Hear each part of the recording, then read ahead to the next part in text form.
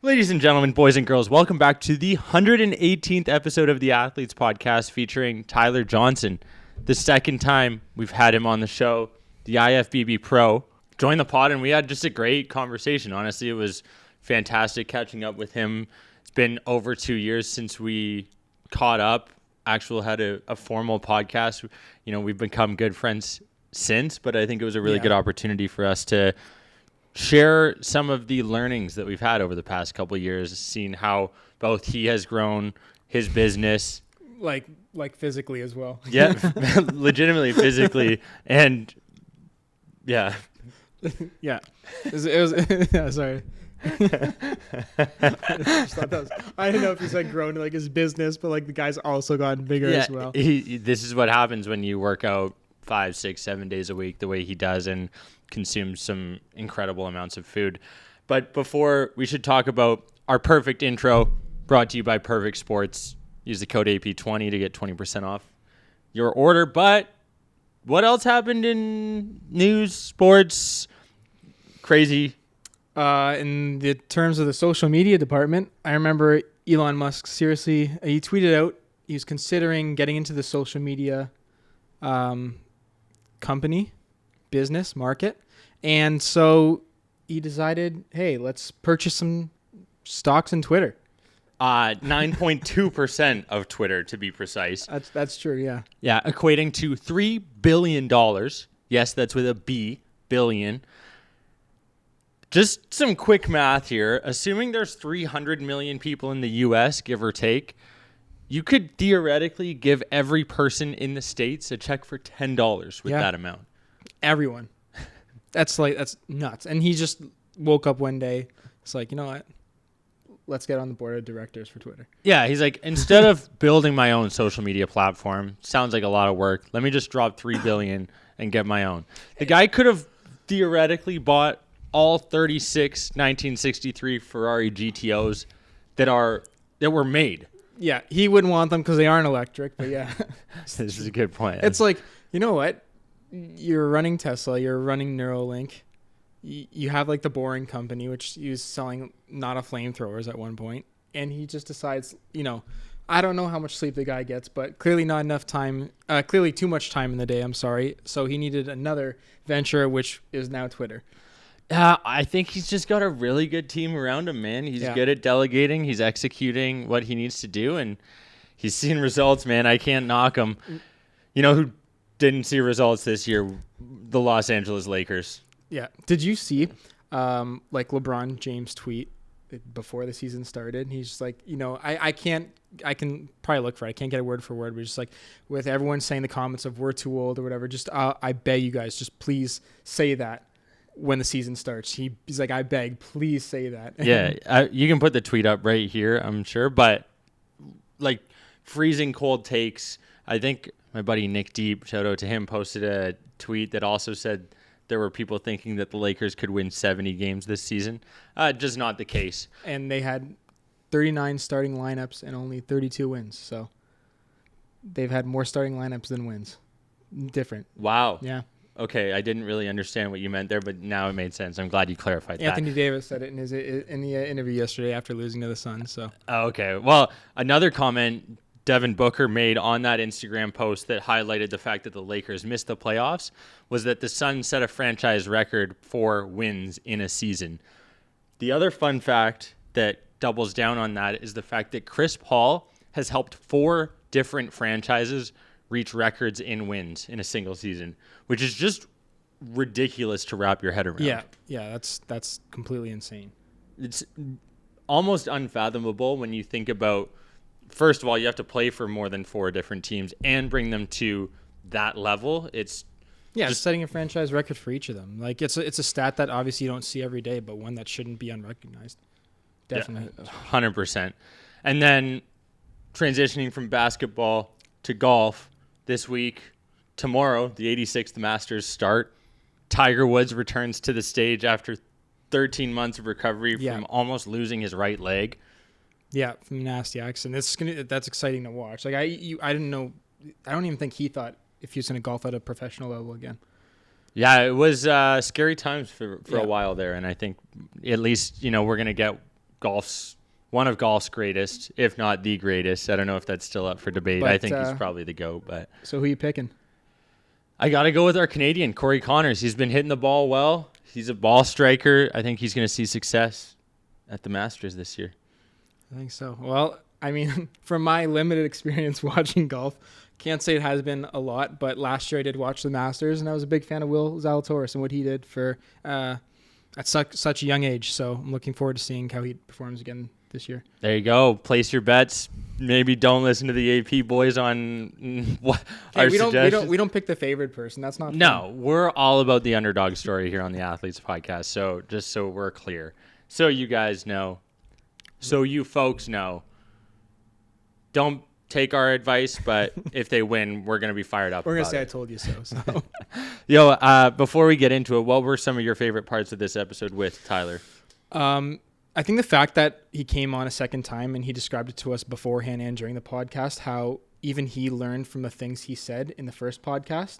Like some of them didn't seem right. It just goes to show that, you know, he's someone that keeps an open mind to things, or at least, you know, that's what he's talked about throughout this podcast, but being able to understand that, you know, you may be wrong in some areas, and instead of defending something that might have some facts that are proven to go against it, he came on, he said how we talked about his new nutrition style, how he's cleaned that up a bit since the last time he talked with us on the podcast, his training schedules. And yeah, it's just someone with, I don't want to say a completely different mindset. He's always had that hunger, but definitely a different Tyler Johnson than who we had the first time. Yeah, absolutely. And I think it comes with some humility. As you get older, things change. Yeah. You start to realize you go through a global pandemic, your like priorities shift. We just want to thank everyone for tuning in to this episode, subscribing to our content wherever you're consuming it, whether it's on Twitter, Instagram, TikTok, Facebook, YouTube, you name it, we're on it. And we appreciate your support as we continue to educate, entertain, and inspire the next generation of athletes. Here we go.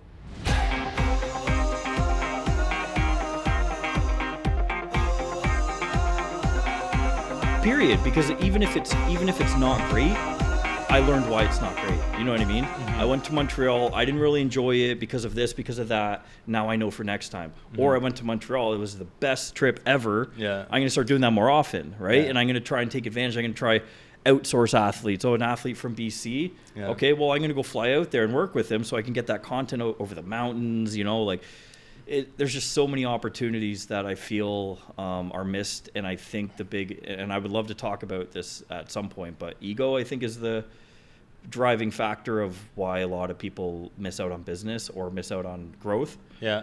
And that was me too, though. Like, that was me missing out on a lot of growth because I was so set in my ways and thinking my way is the right way and everyone else's way is the wrong way because that's not how I do it. And it's like, man, like every way can work. Do you know what I mean? Like every single, you can do things a million different ways and they could all work. And it's like, well, why not pick the best of all of them? Why not try new things? Like, you know what I mean? Why not venture out? Like the greatest thing I ever did in my life was like try new. I've played every sport. Like there's no sport or activity that I like chess. Like there's nothing that like I haven't tried or nothing that I'm not willing to try. And it's because like that's how you learn, right? Yeah, and that's the thing. Like you and I probably share a similar vision where we're not looking at the day-to-day, smelling the roses as it currently sits. We're like, okay, what could we be building over the next 10, 20, 30 years? Yeah. What could this vision become after it goes from pen to paper and then having it come to fruition? Yeah. And when you have that mindset, it's a very different game that you and I are playing compared to people who are trying to make a quick buck. How am I going to get paid today? Right? Which, you know what? There's so many people in a variety of different situations, whether it's financially. You got to get paid. And you have to get paid, right? And sure. You got to pay, like, you know, you and I have I'm working a full-time job on top of doing this, right? And it's probably going to be like that for a while until I can, you know, add additional.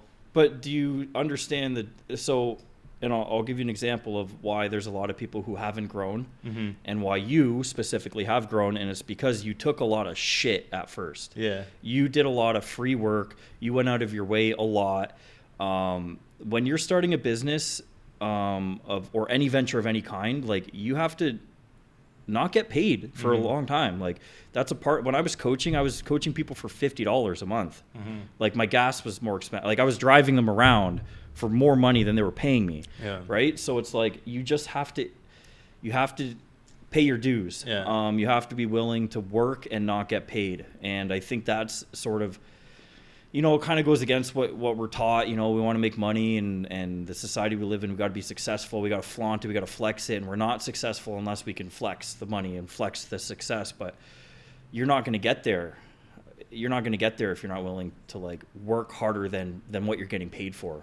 It does require putting that ego aside though, right? Because so many people want to be, I just celebrated my 25th birthday down in Vegas. Yeah. And, people see pictures and they're like, oh man, must be killing it, whatever, right? And it's like, that's not necessarily the case. It has nothing to do with it. It has nothing to do with it, right? And it's like, that was a trip planned by my girlfriend, incredible opportunity, but like, I am so focused on building this that I don't even, like, we're not even at the first quarter yet. Yeah. And I mentioned that in that post that I put up on my Instagram. I'm like, we haven't even started. Like, scratch the surface of what this potential is. This is like one of the starting podcasts of the year, right? Because of the lockdowns and everything. Yeah. And even just the Zoom. Like, I know Zoom just doesn't have that same quality because you're like, oh, can you hear me? Oh, you're cutting out. There's a 2-second lag. I'm like, trying to interject. Really good point. Can't do it. This person's still talking.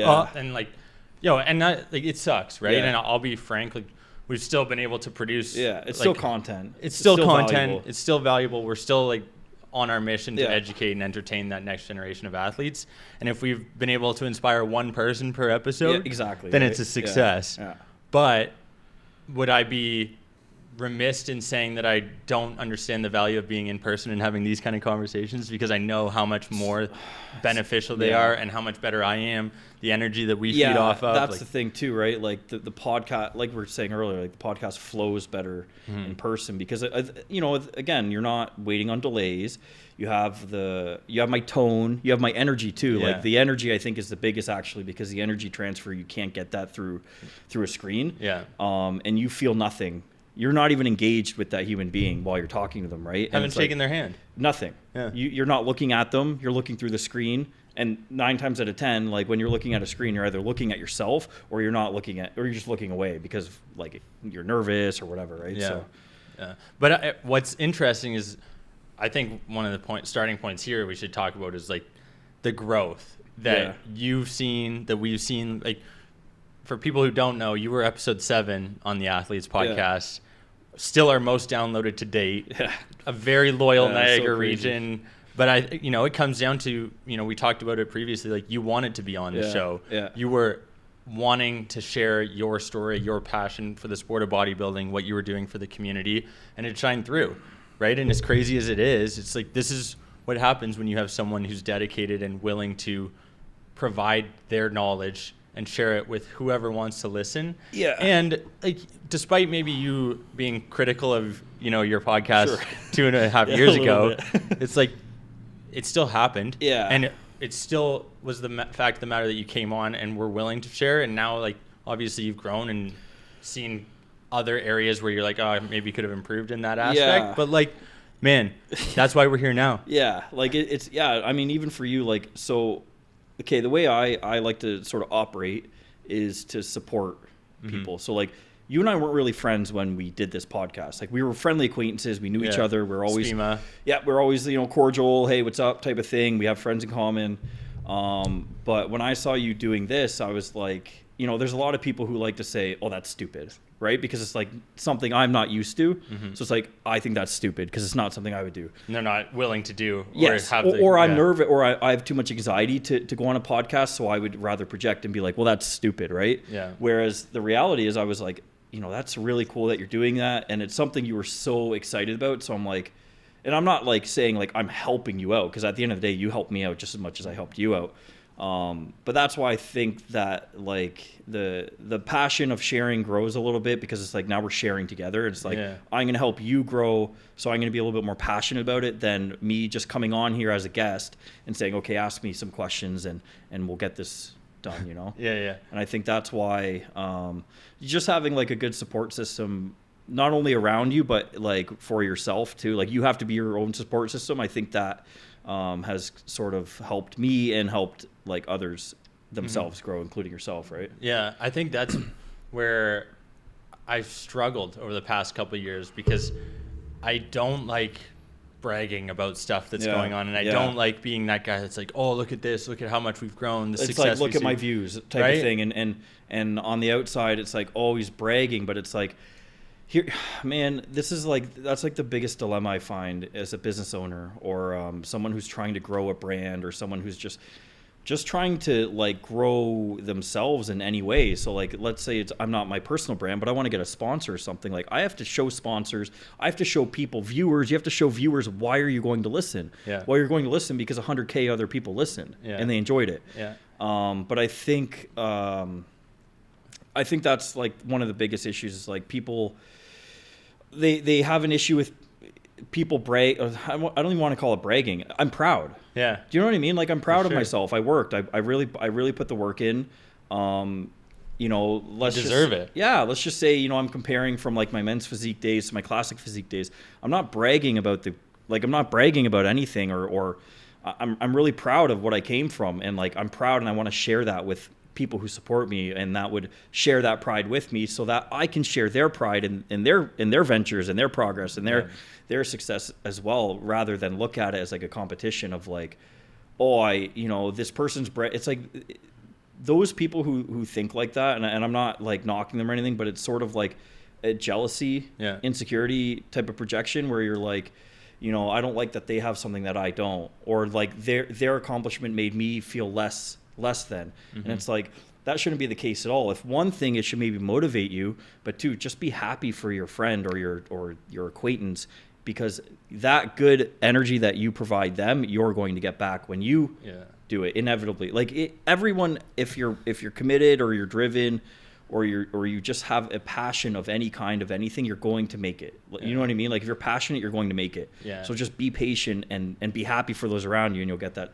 same support, right? If you celebrate others' successes and can bring that energy to whatever you're doing and stay consistent with it, no matter what it is, as long as your end goal isn't to make money immediately, you're going to do just fine. Yeah. It's the issue with where people get into troubles is like trying to make a quick buck. Yes. And you're trying to monetize so fast that you're not providing value. Or they're trying to, and this is sort of the opposite spectrum. They're trying to make it look like they're bigger than they are. So they're trying to say, I have all these, so let's just say when I first started, let's say I'm taking on 20, 30, 40 clients, right? And I'm trying to brag, and I'm like, I have 40 clients. That's a lot, which it is a lot. But it's like, are you providing quality to all of your clients? At that point in time, because you're so new? Probably not. So it's also understanding scale of growth too, right? Like, you have to understand, like, I need to scale this properly. Like Athletes Podcast, like, your first episode, you're not bringing in Sidney Crosby. Yeah. You're like, because how do you top that? Right? Like, 100%. So you bring in the local meathead of Niagara and get him on there, get a couple views, and then you scale that way. And I feel like, even for myself, and even being here right now, like, we've both scaled, like, almost at a very, like, almost the same rate, but at a very, like, appropriate rate to sort of align 2.5 years later, right? It's super weird how that kind of worked out. For us to have both been able to, and I shouldn't even just say for us, because this is like a team now. There's 4 people involved with this, from the production, from the project management, from the social media side. And like, that's where you've got the same thing going. You have additional resources where you're adding to like, if I team. need the content, or I need some help, like, I think something I was a little bit stubborn with a few years ago was delegating work. Yeah, you said it in the last one too. Did I really? Yeah, 100%. That's I just listened to it this morning. What did I say? You talk about the fact that it's difficult putting aside your ego and delegating your responsibilities, because you're not sure it's going to be the same quality of work. Yeah, absolutely. Where we need to be, and this is something I'm still working on, it's like, we need to have the confidence and the trust in every individual that we work with, and empower them to do that, and have and know that, hey, this is the reason why I put this person in that position, and I know that they're going to do a phenomenal job because of this. And there's no space for criticisms or frustrations, because at the end of the day, that's not going to produce a result. And if they're not doing what you're looking for, you didn't do a good enough job explaining what you need them to do. Absolutely. Or explaining the vision. Yeah, like as the leader, it's your job to you're right, empower, teach, be patient, and just allow them to grow and allow them to make mistakes as well. Like that's another thing, like this culture of like no mistakes, like that's not realistic ever. Like I'm going to make mistakes after today, and I've made a lot of mistakes prior to today, and I probably made some mistakes today as well. The point of the matter is, like, everyone's going to make mistakes. It's not about condemning people for their mistakes. It's about like teaching them or helping them learn, why did you make that mistake? So I'll just like a quick how can we avoid doing it again in the future? So yeah, a quick example would be like a headache. If you have a headache, most people would say, I have a headache, I'm going to take an Advil. Whereas I've gotten the habit, thankfully, and it's helped me in so many ways, and I really hope like people take this from what I'm talking about. But like, if you have a headache, just for example, like there's a million different things you could use it with, but if you have a headache, why not ask yourself, why do I have a headache? Right?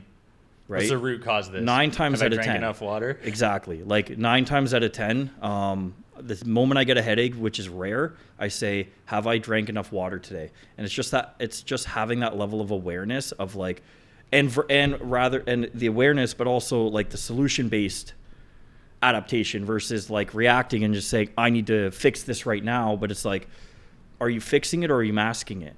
Do you know what I mean? Like, for sure. Band-Aid. Big difference between the two. So you have to kind of find the root cause versus just like putting a Band-Aid over it. Well, you're a big proponent of talking about gut health.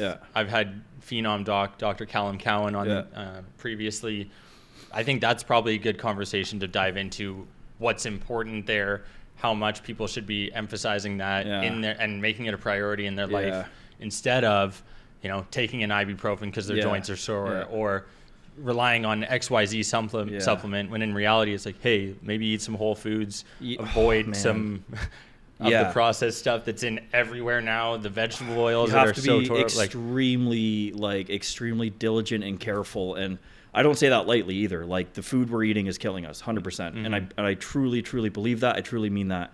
If it's a packaged product, it's probably, and I'm like 99%, going to negatively affect your gut. If it's a processed food, 100% will affect your gut negatively. Fast food, junk food, anything, sugar is like the number one killer. And I don't say that like, it's so commonly said like, oh, sugar's so bad for you. No, like it's killing you. Like, so I'll quickly touch up on like your gut is your brain. So there's a direct link, like direct. It's not like a little bit of, it's not like your gut health kind of affects your brain a little bit. Like, no, like it's a direct link. If your gut is off, your brain is off. I know this for a fact because it's something I've been in tune with for the past year and a half in myself. Like anytime I eat anything that I'm not supposed to, something like some sort of reaction. And I'm not saying you can't ever have fast food or you can't ever have junk. Like we had pizza, right? Like we had pizza, like UFC fight. Yeah, like I'm cool with having it in moderation, balancing out your lifestyle a little bit, enjoying moments like that. But at the end of the day, you do have to be cautious of it. You have to be aware of it. And you're right. Whole foods, like I'm gonna tell you right now, the number one cure of majority of disease and disorders and anything is food. Yeah. Food cures. Food cures 100%. And water is definitely, you should only be drinking water realistically. Like, okay, have your whatever here and there. But water is king. Water and whole foods will cure any human being. Of course, there's outliers, and I'm not gonna, act like there's exceptions to every rule. Absolutely, there's always outliers. So like, please don't take it and be like, oh well, this situation. Well, yes, there's going to be outliers, but food cures. And you have to be very careful to make sure that there's less ingredients in it. Because that you can pronounce. Absolutely. Like there's these 0 calorie products, and I'm sorry, this is going to break some hearts, but they're like one of the worst pieces of garbage for you. You asked about protein bars the other day. I'm sorry to everyone out there. Protein bars are garbage. Yeah. They're just rotting your gut, like completely. between the sugar, those things are packed with fiber too, which fiber is amazing for you, but you have to have the right amount of fiber. Yeah. Too much fiber is bad. Too little fiber is bad. So that's another thing a lot of people don't track, is their fiber intake. So you have a lot of people who eat a lot of veggies, right? And that might be too much fiber, and they're having issues going to the washroom, they're bloating issues, gas. Well, you might be eating too much fiber. And then there's other people who don't go to the washroom at all. You might not be eating enough fiber. So like, honestly, I know it sounds like a lot of this gets really confusing and hard to follow, but it's like, listen, if you just stick to whole foods, you're good. Yeah. Like, you're not going to get fat with carbs. And another big thing is inflammation. Like that was one thing I learned about a lot. So we talked the last podcast, and I'm embarrassed, but we talked about how I was so sore all the time. I'm always in pain, and I'm glorifying it. I'm like so proud of my pain, right? Because I pushed through the pain and I'm tough. No, you shouldn't be in that pain. That pain wasn't normal. Like, my massage therapist could grab my trap and it would make me like wince. Like, I couldn't even get my hamstrings worked on without literally like almost crying, like almost forced to tears because it hurt so much. And they're telling me like it's not supposed to hurt that much. Like, not that anything was wrong. Like, I didn't have a tear or anything like that. It was the inflammation. And so the majority of people, I'd say, they're like pressure points of inflammation are the back, your traps, neck, and your shoulders. That's why a lot of people, what's the most common? Oh, my back hurt. Oh, my neck hurts. Oh, my shoulder. I have a shoulder pain, I had all of those. My pec was torn for like a year because I would never sleep. I'd never recover because I was eating the way I was eating. And so I don't think I talked about this last time. So, since last time I was diagnosed with gastroparesis and sleep apnea. Basically, the gastroparesis just means that my gut doesn't digest food properly. So it would just stack up on top of each other, and I would just feel full all the time. Like, my food wouldn't go through, it wouldn't pass, right? So I'd feel full all the time. Well, what happens is the food that's in my gut, like that isn't digesting, leaks into your bloodstream. And that causes inflammation, that causes anxiety, that causes depression, that causes mood swings, that causes poor sleep, that causes your hormones to imbalance, which also causes anxiety, depression, all of that. And because of that, I had such bad inflammation in my neck and my chest, my upper chest. So that was causing sleep apnea. So if I slept on my back, especially, like, dude, like, your neighbors would be able to hear me snoring. Like, it was insane. And I just thought nothing of it. But now I'm not sleeping. I'm not recovering. So if I'm not recovering, guess what? I'm full of inflammation. Like, anything I just did at the gym, I haven't recovered from at all. Yeah. Right. So then you go back and hit it again. Exactly. And then I'm coming on your podcast saying I'm always in pain. I'm always pushing through it. But it's like, dude, I'll be honest with you. I haven't had any legitimate pain probably in like a year and a half. So what changes did you put into place? I changed everything. So let's go through it. Like CPAP, I'm assuming. So I started with a CPAP because I was desperate. I was like, my dad just got put on one. It's like life changing for him and my mom. Like, sleep apnea is no joke. People think, okay, so first of all, sleep is like, I know we always say sleep is so important. Like, sleep is the most important thing for you. Well, when people ask, like, you do the Q&As all the time about like what supplements are you taking, whatever. First thing I put on my list was sleep. Yeah. Like, I've never been as focused as I am right now of like, because you're sleeping. I have the energy. I have a nighttime routine. Yeah. Like, my blue light blockers go on at 9. Nighttime routine. Tell us your nighttime routine, because the reason I say it, because when I developed my nighttime routine and when I started to develop my morning routine, I was in flow. I listened to, before I get into it, I just listened to this Eric Thomas 5-minute clip this morning, who I love. I would love to get him on the show. He's a motivational. Yeah, motivational. One of the best in the world. And I just listened to his thing, and he said the most incredible human beings on the earth have such strict and rigid routines that they don't have time. That's why they're powerful. Distractions. Yes, that's why. And they're it was powerful, like it's just this mindset shift that I've had over the past couple of weeks. I listened to the Joe Rogan, Mr. Beast pod. I'm like, man, between those couple of things and again having a routine now, not being in lockdown, like I just see some major potential. But that nighttime routine of like 9 o'clock, blue light blockers go on, lights go down. Yeah. in an ideal world, it's like no lights. We're just like candlelight or whatever. 10 o'clock, I'm in bed. Yeah. I'm taking my magnesium and zinc at night. Yeah. And I'm just water after 9. I'm not trying to eat anything heavy. Yeah. Hopefully like a protein shake if I haven't gotten in enough, whatever. But man, like, and it's nothing crazy. Yeah. Like blue light blockers. No, that's why I asked. Yeah, and this isn't anything. You're not like meditating, doing a headstand in the window, and singing a song. Like nothing. You're doing normal things. Like these are things that everyone can do. That just doesn't involve watching TV or going on your phone up until bed. Yeah.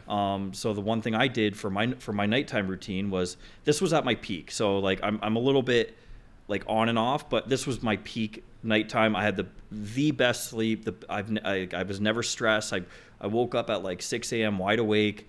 I would, same thing. So like, I pretty much go chill on my balcony, like, because it was nice out at the time. 30, 60 minutes, whatever. Just basically it was just time to think. Like some just nasal breathing probably. Yeah, exactly. Nose breathing is to this day something I still practice, breath work on the way here, calming my nerves, the car, right? the best. You're in the car, you got the tunes going. It's like, well, what am I going to do? Either rage because of traffic, whatever, or am I just going to sit here and take in the moment and breathe and just calm my central nervous system. So anyway, I would go outside, chill for a little bit, sort of like, meditate a little bit, sort of just get myself in a calm flow state. Yeah, exactly. And then I would actually go do yoga for 15 minutes, 20 minutes.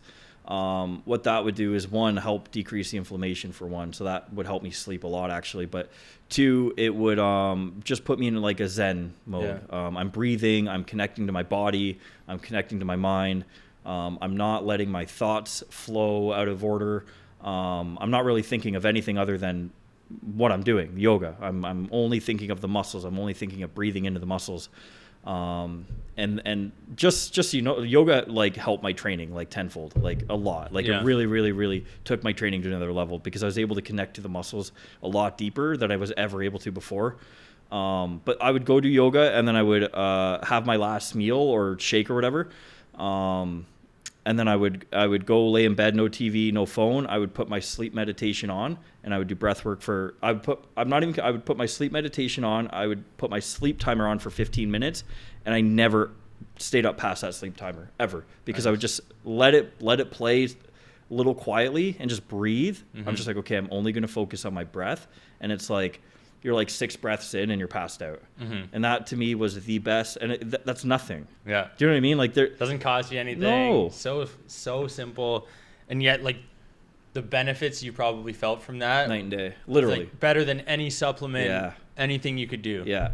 That was I had a very, I still really feel good now. Yeah. But that was my off season, and off season is very typical to not feel great because of all the extra food and the extra weight you're carrying around. But I had just nailed it that whole off season, because I had reset everything from the very beginning. Like, I just said, okay, everything I'm doing, I'm done. I'm not doing anything I'm doing. The way I live my life, I'm not living my life like this anymore. It wasn't conducive to what I felt was my best self, for one, but also it wasn't conducive to being the best bodybuilder or fitness personality or coach or whatever you want to call me, whatever. It wasn't my best self, and so I just said, I'm going to change. Yeah. I'm going to change everything. I had another kind of eye-opening moment where I can't remember what I was listening to or who said it, and if someone knows, like, comment, let me know about it. But it was something along the lines of, if you aren't proud of what you're doing and you aren't seeing the results, then you're doing a disservice to everyone who's supporting you. Conor McGregor says something like that. Was it Conor McGregor? Yeah. Something Okay. like that, yeah. But it made me wrap my head around it. Like, there's so many people invested, supporting what we're doing, what you're doing. And if you're not happy yourself, then everyone else around you isn't going to believe in what you're doing as well. And it's, even if they are, you're not going to feel rewarded. I would go as far to say, sorry to cut you off. No, it's good. I would just go as far to say is, like, you're the most important person to you. Yeah. So you should be happy and proud of who you are, because if you're right, if you're not, no one else is going to be. Because not to mention, other people can read your energy too. Like, when I walk out, like, people can spot a fake. Yeah. right? And that's how I felt the last time I was on here. I felt like I was very fake in a way, not because anything I was saying was fake. I mean, I was pretty transparent, but I felt like I was not, like I said, I felt like I wasn't living the lifestyle conducive to the person that I wanted to be. And therefore you sort of project this like alter personality type of thing. Yeah. To convince people you're that person. Yeah. And yeah, it was a hard pill to swallow when you're like, I'm not that person at all. But my point is, like, I needed to believe in myself. I needed to be proud of myself for other people to be proud of me, because they don't care really. Yeah. Like, they do and they don't. You know what I mean? Like, their lives have to go on too. Yeah. They're not thinking. No one's at home thinking, I wonder what Dave Stark is doing right now. You know what I mean? But and if they are, I don't know. It's you know, right? But they'll be supportive of you and proud of you if you are proud of yourself as well. And those are just the people that care. Like, you know, like we said earlier, there's some jealous and whatever, but that's not like a reflective of you. It's reflective of them, right? So that's why for us, like, we need to be like our own biggest supporter. Like, that's my whole point. Like, we need to be our own biggest supporter. Yeah. Right. And it's a hard thing to do as you're growing up in your early 20s. You're going through university. You've probably got people who have a million different ideas of who you are as an individual, what you believe in, what you don't, what you're striving for. People assume a lot. Always. And that's the nature of the beast. Yeah. And all you can do is control what you can control. Yeah. And the crazy part is, their opinion, frankly, doesn't really matter, which is a hard thing to wrap your head around, especially when you're trying to please everyone. Like, and be popular. Yeah, totally, right? Totally. Like it's not like I care. It's not like I need people to like me, but I'm building a brand. Like, you have to be popular, you have to have reach, you have to have engagement, and you're not going to do that if people don't like you, right? So you have to be a likable. You still have to be likable, you know? You're walking the fine line of... It's a fine line. Hey, I want to make sure I'm catering to people so that they like what I'm doing, the content that I'm putting out, but I'm also wanting to be my own person and showcase the fact that I have my own opinions, and that what I'm saying might be valuable to some, others maybe not. Yeah, so... Our goal is just to try and put it out there, and for people who do take value in it, fantastic. Yeah, so, like, to your point, like, I listened to the Joe Rogan podcast the other day with Sadhguru, and he made a really good point, and it's helped me actually the last few weeks. You know, so basically in life, everything that happens, we're reacting to. Yeah. Because it's already happened. Yeah. Like, this moment is gone. It's 2 seconds ago. It's never going to come back. So, like, it's super important not to give other people or their words more value than you should. Or your own. Right? Especially your negative thoughts. Because we create the value behind the words. So, and this is his example, but basically if I were to swear at you and say, Dave, you suck, your podcast sucks, and you stink, that wouldn't feel good for you, right? Because you're like, whoa, that's like really rude. Why would you say that? But if I said it in another language that you didn't understand, I still said the same thing with the same intentions, and everything behind it is no different other than your interpretation of it. So you don't understand the words, you cannot provide value.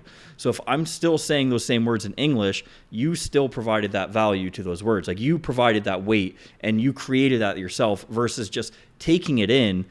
There's a lot of different ways you can sort of adapt. And I say adapt, not react. Adapt to a situation. Like, I mean, if someone's swearing at you, yelling at you, like, the very first thing you should think is, like, they're having a bad day. Yeah, what are they going through right now? They're going through something. They're having a bad day. They're projecting it, because and I don't mean to be rude, but, like, no sane human being in a healthy mind acts like that, especially as an adult, because that's like a temper tantrum type of thing, right? Like, children do that. So it's just about, like, not adding value to what other people's their opinion, especially their opinions. Opinions are not facts. Opinions are nothing. Yeah. Opinions are absolutely nothing. Like, my opinion does not mean anything. Yeah. You might have some credibility behind it depending on your background or whatever experience. But my opinion is literally nothing. Like, there's no... That's all it is. That's all it is. There's no weight. There's no value behind it. If I say your podcast sucks, what does that mean? Like, I'd be like, who cares? Sorry, you think it sucks. That's your opinion. There's 7.1 whatever, right? many more billion people out there. So Hopefully they gain value. Like the way I see it, and this is something that has really helped me a lot to sort of understand how small we are. But there's 7.8 billion people on one planet, right? Yeah. 7.8 billion on one planet. There's 7.8 billion different worlds within one planet. All right? living up here. All living in your brain. And it's like every single person. So when you're talking to people and you're like, I don't understand how you don't get my point of view. Well, that's exactly it. There's 7.8 billion different point of views in this world. You're not going to get the same from two ever. You're never going to, it's like snowflakes, right? Like you're never going to get the same two ever.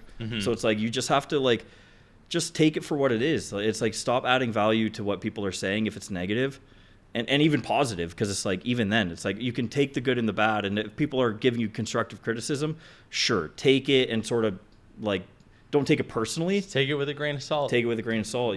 You just take it for what it is. Okay, it just is. You know what I mean? Like everything just is.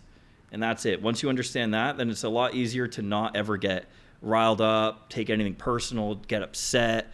It's like, I don't have anything to get upset about. Yeah. It was funny, actually. It reminds me of a situation I had other people, like, after your podcast 2.5 years ago, whenever it was, and they were like, oh, you could have asked questions about this, this, and this. Sure. Like, whether it was PEDs, other stuff that was going on. And I'm like, yeah, I totally could have. For sure. Like if we had think of it. 3 hours, I didn't really think of it. Not trying to be Joe Rogan where it's 3 hours conversation. Hey, listen, and like I don't mind that, but here's the other thing. Like, they're not in the moment. Yeah. Like, they're outside of the moment looking in. It's very, like, I mean, think of fans in the stands, right? They're backseat coaching, backseat playing. Like, it's very easy to take things from an outside perspective looking in versus being the person in there. Might be a little nervous. Like, again, we had never even talked before. Yeah. Like, we never had a conversation before. We always said, hey, what's up? Maybe said a couple things in class. Like, but that was the first time we ever talked. You're talking to a person like in a field that you're not very familiar with. Recent pro card winner. Like, there's a lot of things that come into play that another person would be like, oh, Dave, you really screwed up. You should have done this. It's like, sorry, guess I screwed up. I'm like, yeah, it was my 7th podcast ever. You know what I mean? I'm like 22, 23, just trying to learn on the fly Just here, learning, man. And like, that's the crazy part. I'll also say is like, I was listening back. I was like, damn, that was pretty good for my 7th ever. And I'm sitting here now doing this. I'm like, you know what? 118 in and we're getting better. We're getting it. And it's, we got to walk before you can run. That's exactly And you got to it. run before you can sprint. Exactly. And I am more appreciative of the process now more than anything. And I didn't understand that when... Because you wanted to be Joe Rogan, right? Well, you know... Not that you I thought don't you want to would, be, but it's like... I want to be David Stark. Sure. Just so that's clear. Yeah. I think we have an opportunity to create something as incredible as what Joe Rogan has. Absolutely. As audacious as that sounds. Why not? He did it. Why not? And He did it. And who's saying we couldn't build something incredible for athletes that provides whatever they're looking for? Yeah. Whether, you know, I have some pretty crazy goals that I don't know whether I should say, but like I want to essentially provide a scholarship a week. Sure. For every episode that we put out. And what's like a school scholarship? Like a legit scholarship, whether it's athletic, academic, whatever the case may be. Like I'm putting that out there because like a couple grand or something to a student of your choosing. And it's, you know, application based, view, share, Put however it out we there, want to man. do it. And it's like, say it, you know what I mean? Believe it. Because it's like, you know, at the end of the day, all you have is your words, and all you have is your belief, and all you have is your action. So it's like the more likely, if you're going to start saying things out loud, the more likely it's going to happen, because not only have you said it, but now you're like, I said it. Oh, I really like that. And then you start thinking about it. Yeah. But if you don't say it, you've already accepted, I'm not going to do it. Yeah. And right? I'll be the first to admit I have tons of ideas. Yeah. But I don't necessarily put them on paper. Yeah. And I don't Me too. share it with others. Yeah. And you know what? They could live up here forever and they're never going to happen. Yeah. Or I could put some of them down, and even if some of those get accomplished, that's way better than none of them getting accomplished. Absolutely. I would honestly just put them all down. I mean, you know, at the end of the day, like, it's all you have, you know. I've been a really big believer in the law of attraction in the last couple of years as well. And not just because I learned about it the past couple of years, but because I used it for my last show. I started to listening to signs from the universe a little bit. Things started to connect. Things started to align. And I'm like, you know, of course you just think it's all coincidental. It's all coincidence. And I'm going to tell you right now, the past 2 years, I will literally say something and it'll the next day it'll happen. Like I'll just this is a stupid example, but like Jed North, I ordered, so this was on like last Wednesday, and I was like, oh, I'm going to order some gym clothing today. I haven't ordered gym clothing in a long time. I don't know. I just want something like, quick and cheap, nothing too crazy. I'm just going to order a couple shirts, a couple pants, something like that. So I went on their website and I had to take a call. Yeah. And I put the call, an hour later, I go and sit down and go on my phone. I get a message from Jed North. They say, hey man, do you think we could send you some clothing? Wow. I'm like, yeah. I was just about to pay $250. Literally. You still want me to check out? Dude, and that's just one of like too many. Yeah. Too many instances where it just, even with your podcast, I'm sure I was probably thinking like, oh, I'd really like to get on the podcast soon. I think that'd be a really good way of me, branding myself and getting a lot of this information out. And then I get a message. Hey man, you ready for the pod? Yeah. Like, yeah, thank you, universe, I guess, like, because you have to start putting things out in the universe. You have to start intently thinking and then intently speaking as well.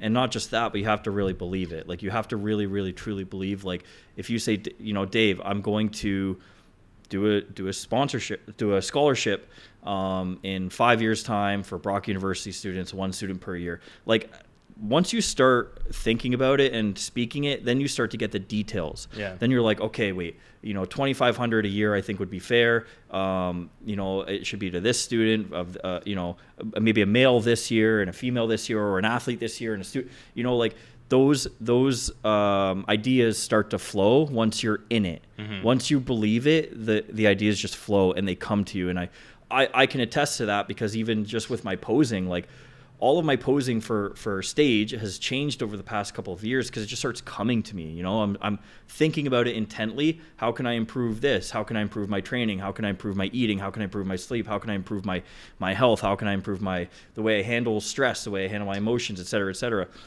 It just starts coming to you because you're thinking about it intently. And that's like the universe's way of saying, okay, here's what you're manifesting. I'm going to align what you're aligning into. So what you're becoming, I'm going to align that same energy, that same vibration into your, alignment type of thing, right? Let's talk about your last show, because Sure. you had a little kind of whirlwind experience going down on your own. Yeah. Like having to deal with all of the additional stressors on top of like not eating and, all these other things going on. Like, maybe shine some light on that. Oh, man. So quick story. I almost missed my flight. So that was like the big thing. Like I really genuinely. Good start. Yeah, right? So so for people to know, like I don't travel alone. I've never traveled alone. I'm not big on, I'm just not great at like organizing those things, like the car, even the plane, like making sure it's the right date, right time, hotels, like and you're also like, you have no food in you. You're really tired. Your brain's not highly functioning. So there's just a little bit of restriction in the way, right? So anyway, everything went smooth. Like I got a little sick before the show. I got a head cold.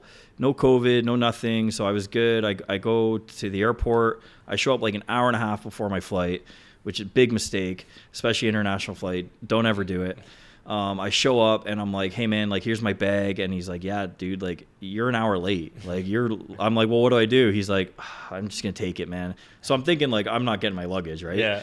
So I get in line and the TSA agents are calling for flights at like 11. I'm like, well, I'm at 10:30. And they're like, dude, you need to leave now. Like get out of this line, come to security. So they take me to security. Little bit of a delay. They took like a butter knife or something out of my bag, and I'm like, so now I'm like, oh my god, I'm definitely gonna be late. How am I gonna butter my toast there? Right? I'm like, what am I gonna do? So, man, that butter knife, dude, I had to use a plastic butter knife to cut my potatoes. It was the worst thing ever. I'll never do it ever again. Anyway, so I go through, and again, this is with God's plan. Okay, like I really believe, like this is like God had me going to the show. Because now it's like 45 minutes to my flight and I'm like not even through security yet. And the lines are atrocious. Like this was like the one day for some reason, everyone in the airport was like, this never happens. Like it was the slowest day. No one was working. No one was moving. It was just a madhouse. Mm-hmm. And so I'm trying to cut through people and I'm at customs now. I got like 30 minutes. I'm like cutting through the line. People are like, not very happy, but Yeah. it's like my flight leaves in like 30 minutes. Like I got to go. I'm sorry. And you're not a like, small guy pushing through the line right. also. So that's the other thing too. I'm just like, making my way through until someone kind of said something like, oh, I don't know, like there's people behind me. So I'm like, okay, push my luck. Yeah. So I'm just going to stay here and I'm going to ride it out. And I'm like 3 rows behind. And then all of a sudden the TSA agent comes out and they're like, hey, all of you come over here. And they open up like a whole bunch of new tills. So I'm like, oh, that's really lucky, right? Mm-hmm. So all these good luck things on a bad luck day start happening. And I get through customs. I make it to my flight with like 5 minutes to go. And after that, everything went smooth. After that, once I got on the plane, it was like a literal, like all the weight off my shoulders. All the weight of the prep, which I honestly didn't really feel very much stress.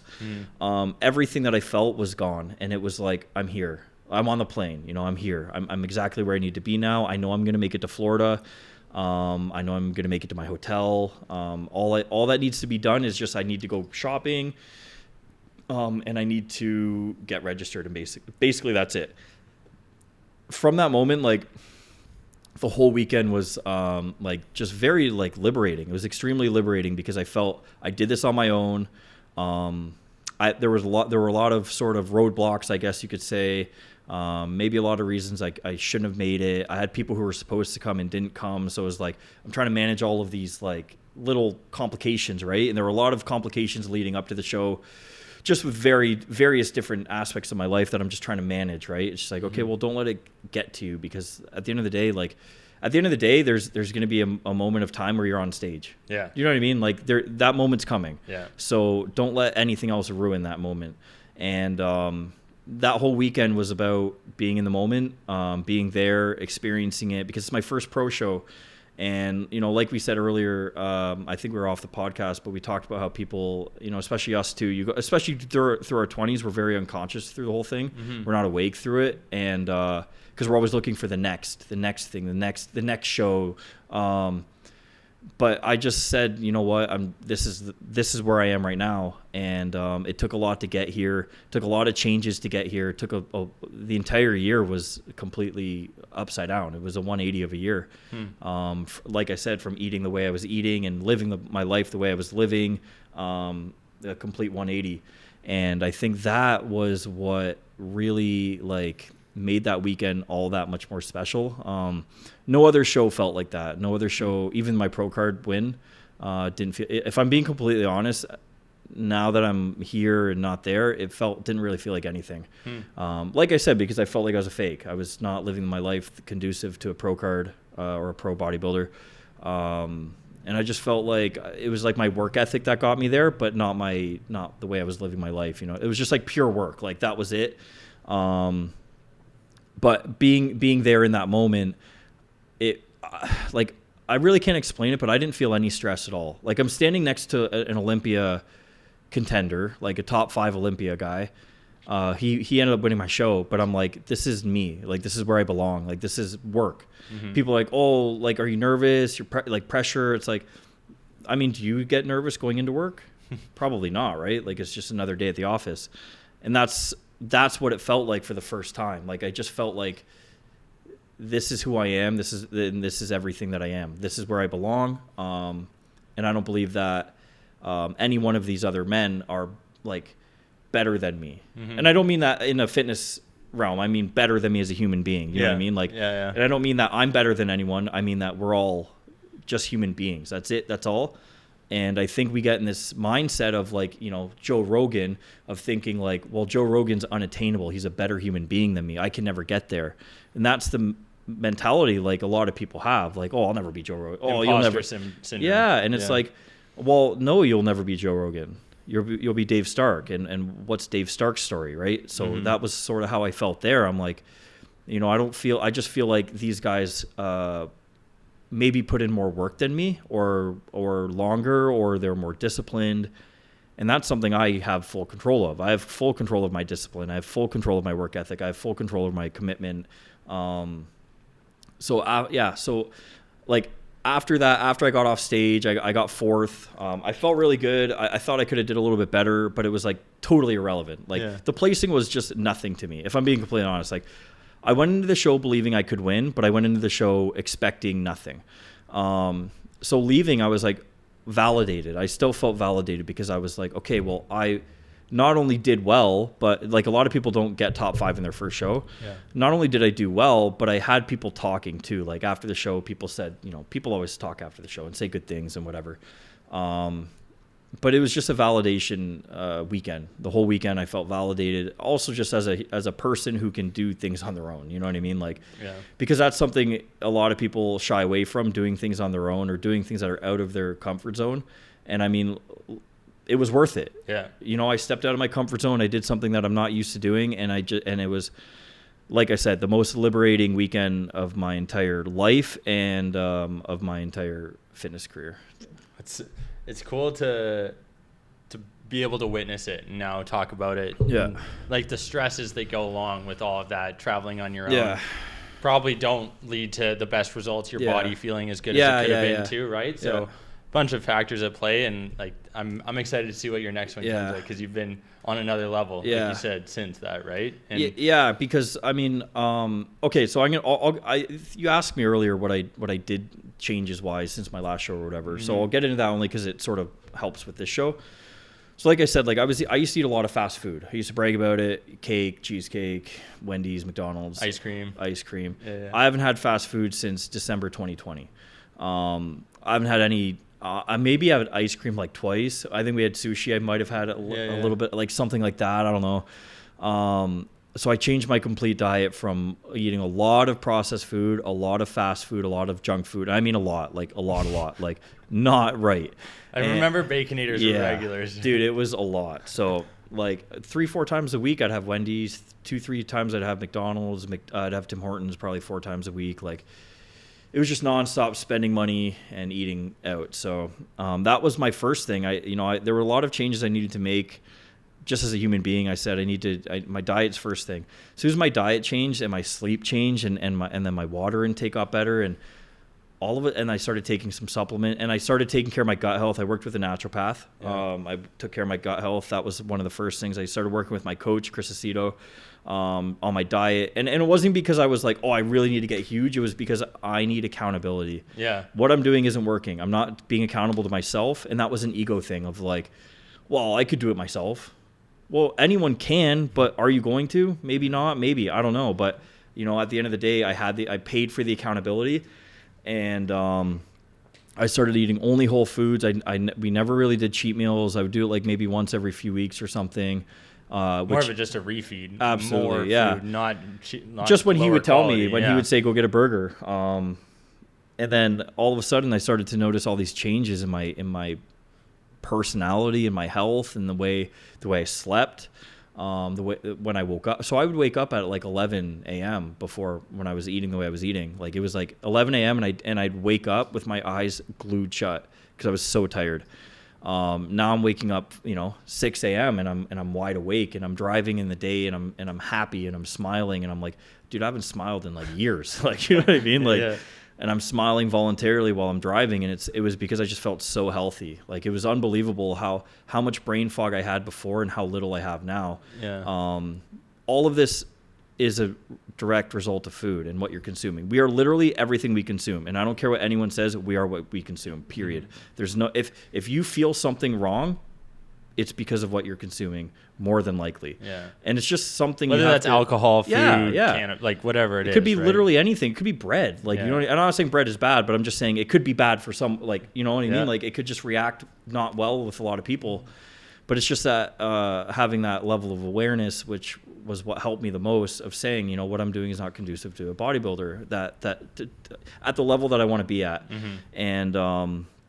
And then I just started doing all the things that, how everyone says, oh, I need to eat better. I need to work out more. I need to do my cardio. I need to stretch more. I need to sleep better. Like, all these things that as normal human beings, we always say, oh, I need to do more. I just did it. Mm-hmm. I just did it. I started waking up at 6 or 7 a.m. I started going for a walk every single morning. I started stretching every single day.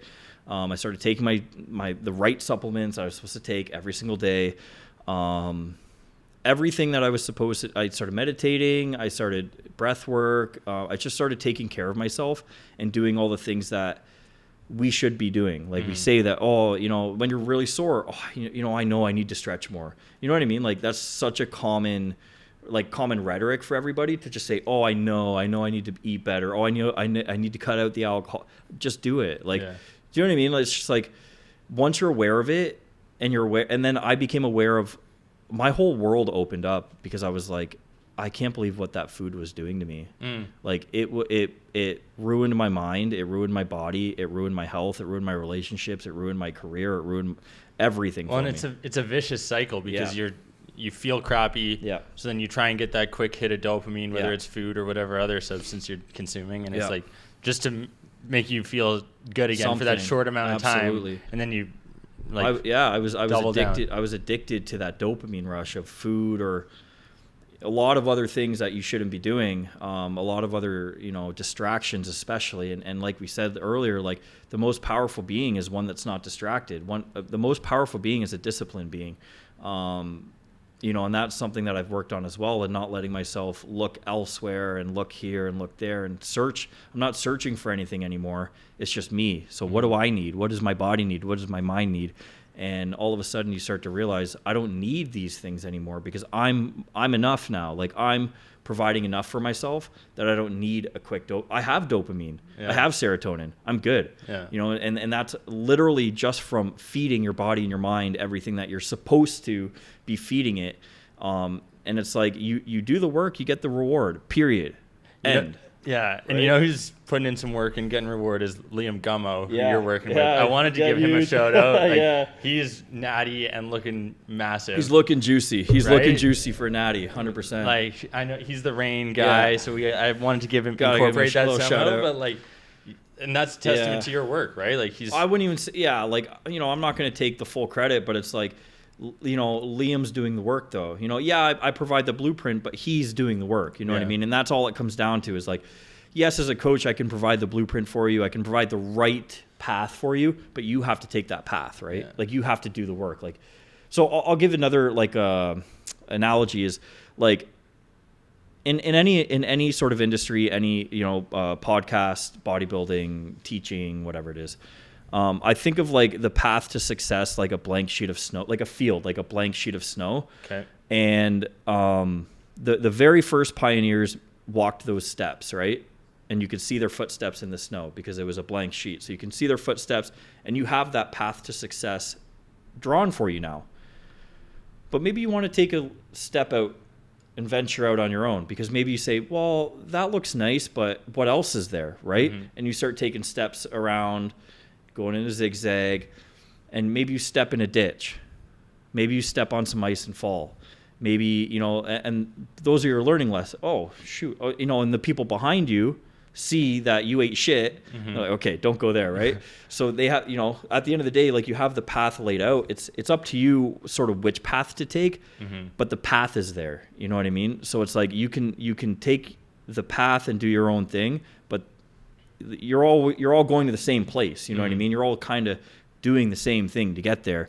And it's just like recognizing that path and then appreciating it too. Like appreciate the pioneers, appreciate the mistakes they made, and then appreciate your own mistakes because I mean, now you learned, don't step in that ditch because I'm going to eat shit. You know, and that's sort of what's helped me as well in bodybuilding is like eat, sleep, train.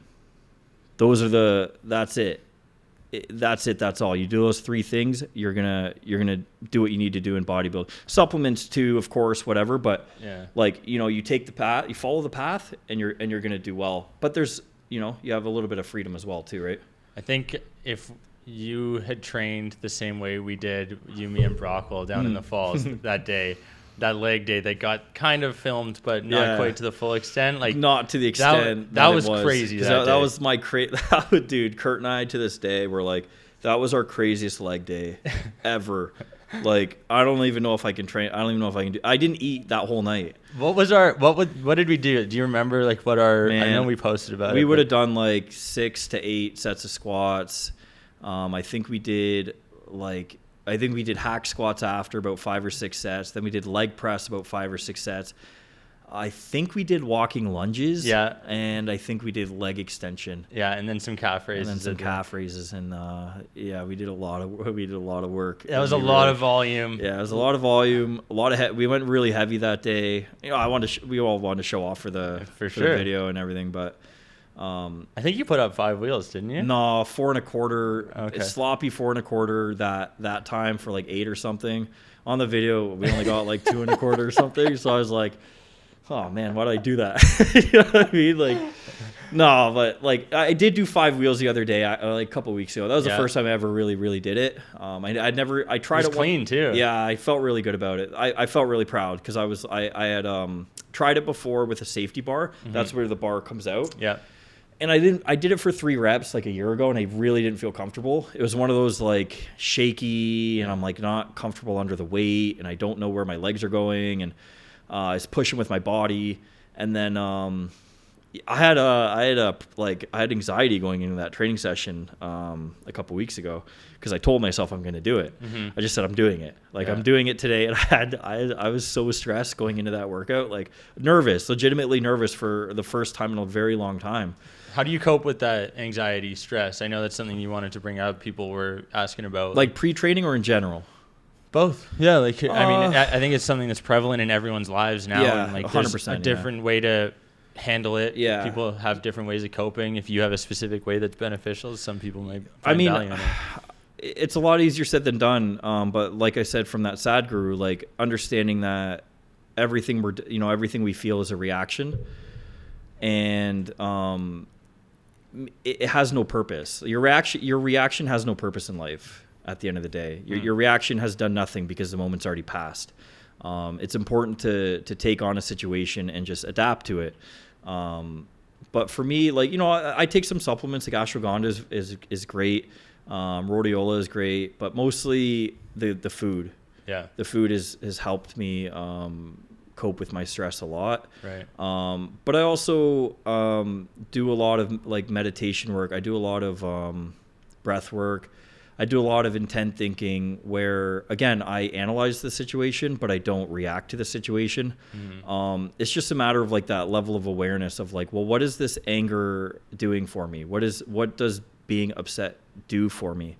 And like I said, like a lot of my stress and anxiety, like I had depression for 26 years. I mean, I guess I still do, but it's not as prevalent. Yeah. Like, dude, I used to think of suicide every day, and I thought that was normal. Like I thought everyone thought of that. I thought it was so ingrained in our society mm-hmm. that everyone every day, like I'm driving on the road looking at ditches because I'm like, what if I turned off right here as fast as I could, quick. Like these are going through my head every day, and I thought that was normal until I start getting healthier, and then I never think of stuff like that until my gut's off. If my gut is off, I will start to get suicidal. Just the thoughts. Mm-hmm. But when it's clean and I'm taking care of myself, it's like it's insane. It's like I just think like positively and productively, mostly productively, which is positive in a way too, right? So, but like just take care. Like honest to God, the best advice I have is take care of yourself. If you take care of yourself, your body mind will respond 100%. Mm-hmm. They will thank you. They'll thank you by not having those thoughts anymore. And another thing is ego. So ego is a precursor to stress and anxiety as well, because that is, we're always comparing ourselves. Yeah. If someone says something to you, why did they say that to me like that? Do they not think this of me? Do they not respect me? If someone questions your podcast, hey Dave, why didn't you ask this? You could take an ego stance and say, well, I'd like to see you do better. Yeah. It's like, well, no, that's not the point. Like you could have taken it constructively and be like, oh, well, yeah, I could have actually asked that. That's a really good idea. I'll write that down for next time. Yeah. So it's just a matter of like sort of letting go of that ego, letting go of that comparing with other people, and just accepting the world as it is. Like I said, everything just is. It's happening. Everything just is happening around us, and we're just adapting, and we're just appreciate what's happening versus stressing. Well, like, if you ever think of it logically, like how many times have you had I've had a little fit, right? Like let's say road rage or something, and then 10 minutes later, or when you get home, you're like, well, that was stupid. That was ridiculous. Like, you know what I mean? Yeah. And it's crazy, even just looking and thinking back on like things that you were upset with in the past, and it's like even that, the act of looking back is a waste of time. Yes. Which is crazy to think about. I mean, it's a learning experience, so if you can learn from it, that's the only time I would justify looking back is to analyze the situation briefly. Your reaction to it, how you handled it. Yes, extract the good and the bad. So yes, extract why did I feel that way? That's the most important question you should ever ask yourself is why do I feel this? Yeah. Why? Because there's always a reason. So why did I react that way? Why did I feel what I felt? What did I learn from the situation, and how can I apply that new knowledge into today? And that's it. That's what you do. That's how you handle the past, and then it's the past. Yeah. And that's it. Versus, dwelling. Yeah. Like what does that do? Nothing. What is that? How has it ever benefited anyone ever? Yeah. And listen, I know it's so much easier said than done, but this is also coming from someone who would drive himself literally crazy with fake scenarios. Like this isn't someone who's just like always been cool, calm, collected. Like, oh, I don't think getting mad. It's like I used to get mad at everything. I used to get annoyed. I used to get offended. I used to get insulted. I would create chaos because, it gave me purpose because I wasn't doing anything else that was purposeful for me, right? Mm-hmm. And that's what you look for. You look for something, a dopamine rush of chaos in this situation. A very different episode than what we had 2.5 years ago, to say the least. Anything else that you want to cover, talk about? I think this is an important opportunity for us to shine light on what you're doing, how much has changed, where your future lies. Sure. If you have any plans that you want to talk about, put out there. Yeah. It's a good opportunity. So you know how my coaching business, Johnson Fitness and Performance, as of this week or next, I'm done. Damn. Yeah, no more. Okay. So what I'm doing is rebranding into Ascension Fitness and Health. Okay. Aligned with your supplement line. No more supplements. No more just supplements. Coaching. Just coaching. Just this. Okay. This is it. This is my baby now. The reason being, the rebrand really came so naturally to me. For a couple years, not a couple years, maybe a year, I've thought about rebranding. I felt like the Johnson Fitness and Performance was good. It's it's me, but it's just me and that's it. And it's only ever going to be me and that's it. And I don't want that. I want people to feel like they're in a brand. I wanted to brand it, but I wanted to create a community out of it too. I wanted to create a healthy community of people supporting each other. And it's sort of hard to do that when the brand is just the coach's name type of thing. Sure. And then I remember I was a few days out of my show. I remember it was September. It might have been September, October, early October, I think it was, because I remember getting the logo done mid-October. It just came to me because I felt like that entire year was an ascension. I felt like the past 2 years have been an ascension in a lot of ways.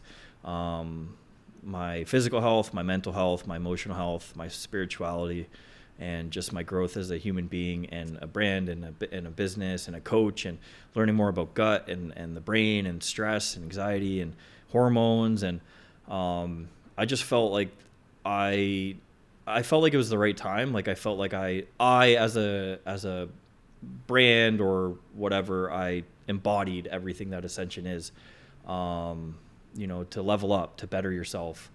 And I just did the work. I did everything I was supposed to do. Mm-hmm. Of course, I made a lot of mistakes, and of course, I'm going to continue to make a lot of mistakes. And I'm at least I'm just going to continue to be aware of it. Yeah. But that in itself, I feel is everything that is Ascension that I want it to embody. Yeah. Is taking a good look at yourself, extracting the good and the bad, and learning, and just being kind to yourself, I guess, and supporting yourself, and making sure that you're in a home. Your body is your home. We don't even own it, mm-hmm. type of thing. We don't even own these bodies. At the end, this is just an avatar that we're playing, basically, that our mind is playing. We didn't choose this. I didn't choose my nothing. When you were born, you didn't go through the avatar select your face and hair or height or nothing. You were assigned this. And so it's important to understand that, but also work on being your best being. Like, you know, especially when it comes to looks, like height and all these superficial sort of qualities of people that we're so focused on in society. These are like nothing. That is nothing. Your hair, your height, your skin, your gender, like these are nothing. This is nothing to do with your being. It's simply like an avatar that you're playing, that you were assigned. You didn't even get to choose.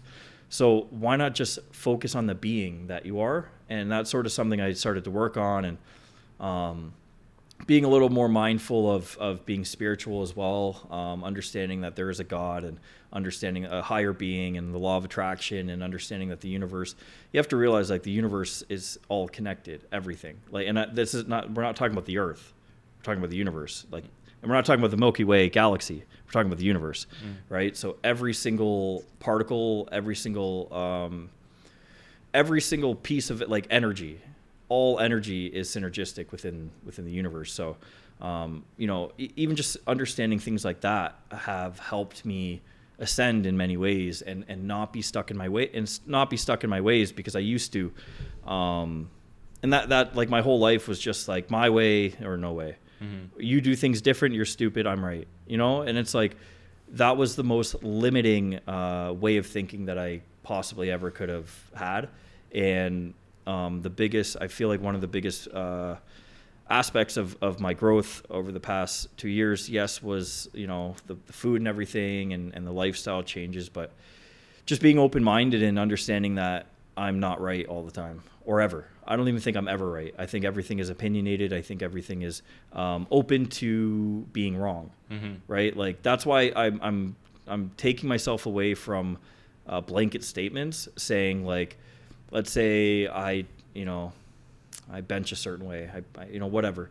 And I'm like, this is the only way you can bench for maximum growth or whatever. It's like, there's a million different ways you can do a million different things that'll elicit the exact same, or if not just a different response that isn't better or worse. You know what I mean? So, understanding that sort of has helped as well. Like, you know, just understand you're not always right. Yeah. But yeah, that is something I'm really excited about. I've been holding it in for a while. Yeah. Because I've just been sort of working behind the scenes on getting everything together.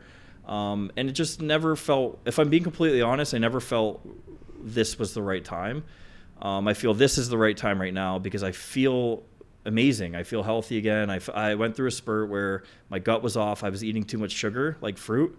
And I had really bad depression, bad anxiety. My sleep wasn't the greatest. My energy wasn't the greatest. My recovery wasn't the greatest. My mind, brain fog a lot. So it was really hard for me to work at something I'm passionate about, because I don't have that like drive, right? And then I cut all the sugar out. You know, got on my diet like for my prep. I was always eating the same foods, but basically just cut the sugar out and started taking care of myself again, because I told myself I can't go into a prep feeling this way.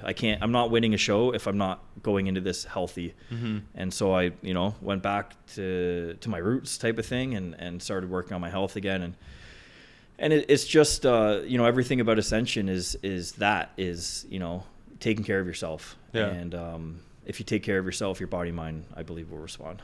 Well, I'm glad we got to do this then prior to it launching. I'm assuming as we release, it'll be around the same time. Yeah, because probably roll out. Yeah, I got clothing coming. Where can people find stuff? Like, so let's give it a little bump here. Let's see, as soon as this drops, I'm assuming everything will be dropping around the same time. I'll try to. Yeah. Okay. So I mean, worst case is my Instagram, Tyler Johnson. I think it's _IFBB. Yeah, I think it's right there. Oh, there it is. Yeah, and then I'm gonna rename the JFP Coaching to like Ascension Fitness. Yeah. So if it could either be JFP Coaching or Ascension Fitness, like depending on when this is released. Okay. But I'll have the website Ascension Fitness. I think it's .ca. Okay. But I'll post that as well. Well, we'll include it in the outros. Yeah. Yo, episode 118, episode number 7. Crazy transformation, growth. Appreciate it. Hey, appreciate you coming on. Yeah, it's been a blast. Not the last. We'll be sure to have you on again in the future. When we're probably like 245 or something, right before maybe 250, something like that. Sounds good. Yeah. Cool. Thank you, folks, for tuning into the 118th episode of the Athletes Podcast. We are just scratching the surface. of educating, entertaining, and inspiring the next generation of athletes. And we can't thank you enough for being along for the ride. If you have not yet, please hit that subscribe button on Apple Podcasts, Spotify, wherever you're listening, on YouTube if you're watching. It means the world to us and is going to allow us to do this for a very long time. Thank you folks again for tuning in. Hope you have a great rest of your day. Bye.